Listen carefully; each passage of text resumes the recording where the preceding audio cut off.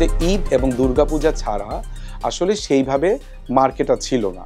তখন কিন্তু আস্তে আস্তে পহেলা বৈশাখে মার্কেটটা বিশ্ব রঙে হাত দিয়ে বলতে গেলে, এবং সেই সাথে সাদা লালের বাইরেও যে অনেক উৎসবধর্মী রং দিয়ে পহেলা বৈশাখ এখন যে উদযাপিত হয়, এবং শুধুমাত্র বাংলাদেশি ব্র্যান্ড না, আপনি দেখবেন যে ভিনদেশি বা বিদেশি পোশাক যারা বিক্রি করেন তারাও কিন্তু পহেলা বৈশাখ আসলে বিভিন্ন উজ্জ্বল রং বা সাদা লাল ড্রেস, পাঞ্জাবি, শাড়ি নিয়ে কিন্তু তারা বিদেশি কাপড় বিক্রি করেন, কিন্তু তারা ওই রংটা ব্যবহার করেন।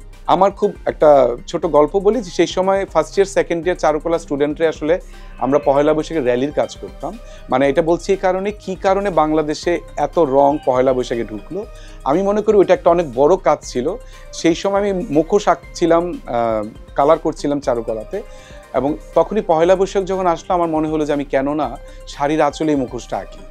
এবং ওই শাড়ির আঁচলে যখন মুখোশটা অনেক রং দিয়ে আঁকা হলো, তখন মনে হলো মুখোশের আঁচল তো অনেক রঙিন হলো, তাহলে জমিনটা কী হবে, সেই সাথে বেস করেই কিন্তু জমিনটাকে রঙিন করা হলো। এবং এরপরে মনে হয় আমাকে আর কখনো পিছন ফিরে তাকাতে হয় নাই, এবং সেটা এখন ট্রেন্ড হয়ে গেছে।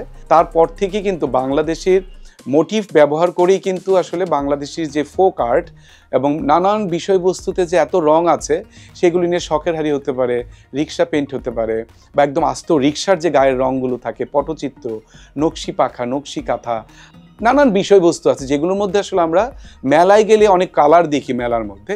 ওই প্রতিটা বিষয় আমি এক এক বছর এক একটা পোশাকে নিয়ে আসি।